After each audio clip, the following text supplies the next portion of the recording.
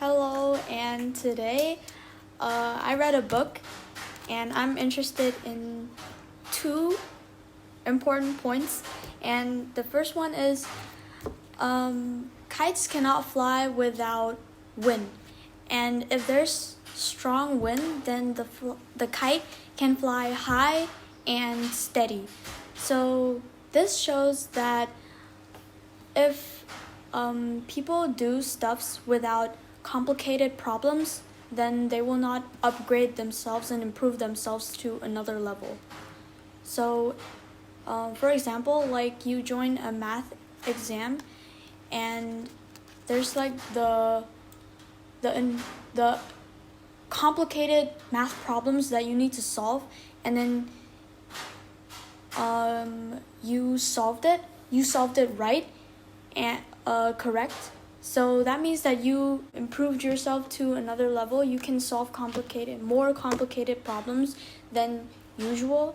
So yeah, if there's like a lot of problems, make you stronger.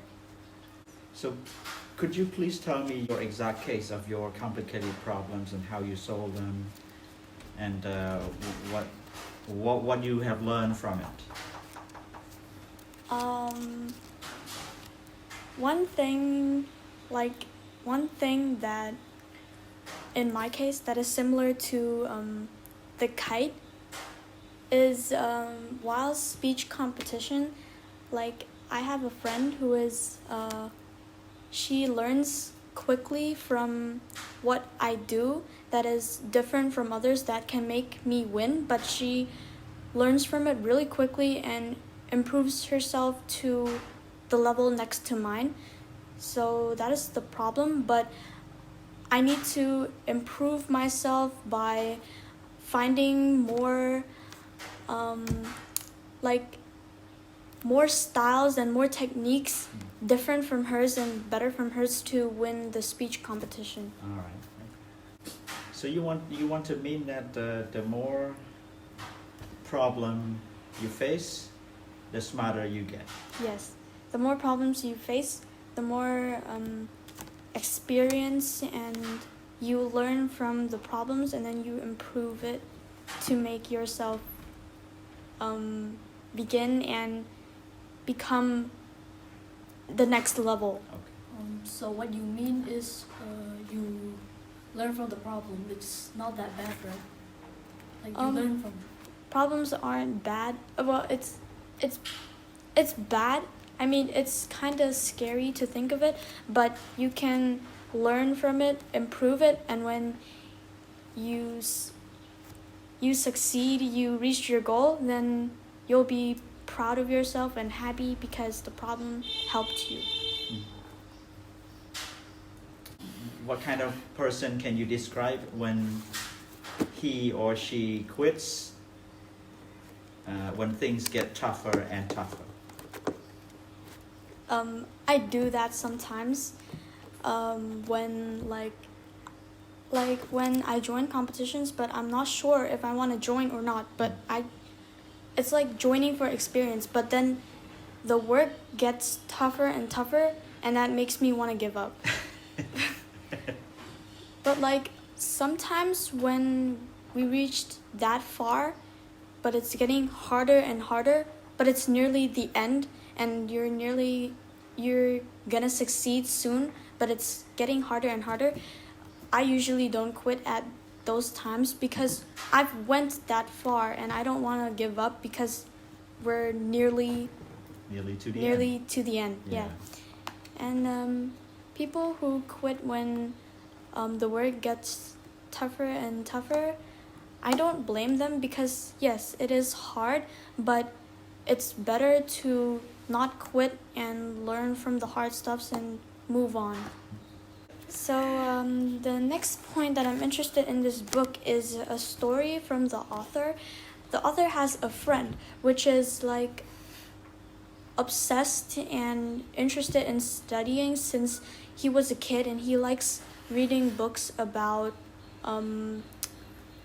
many famous people, and he is most interested in Socrates. That Philosophy. time, yeah, that time it was like a long time ago, since like technology, we don't really have technology, we don't have smartphones yet.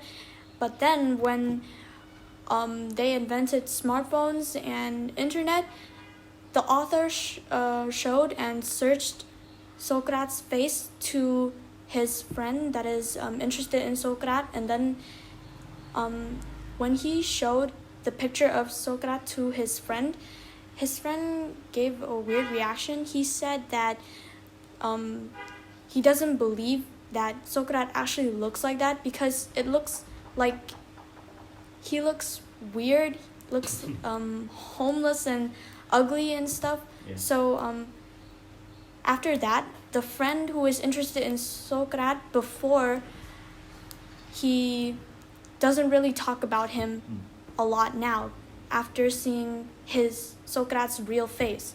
So it teaches us that basically don't judge a book by its cover. Okay. Because Socrates is, I'm not sure if the ugly picture of him is actually real or not, but he is a very smart guy. He's like, everyone knows him, the world knows him, but he looks not like the other person, not like the other people. He looks homeless and ugly, but he is very smart. So A philosopher. Yeah, a philosopher. So don't judge a book by its cover. Yeah. Actually, he was a knowledgeable person. Yes, Yeah. actually he was a knowledgeable person, but if no one told everyone that, they will think that he's some kind of random guy. A lot of people talk about him that he recognizes himself that what he knows is he doesn't know everything. Have you ever heard that quote from him? That's one of the greatest philosophies of Socrates. A lot of people say that he is very smart, he is very intelligent, but he himself thinks to himself that what he knows is he doesn't know everything. All right? Oh. And he even said that his knowledge cannot be compared to a small drop of water in the ocean. I think I've heard of that, but I've never recognized that it's from him. Yeah, it's from him.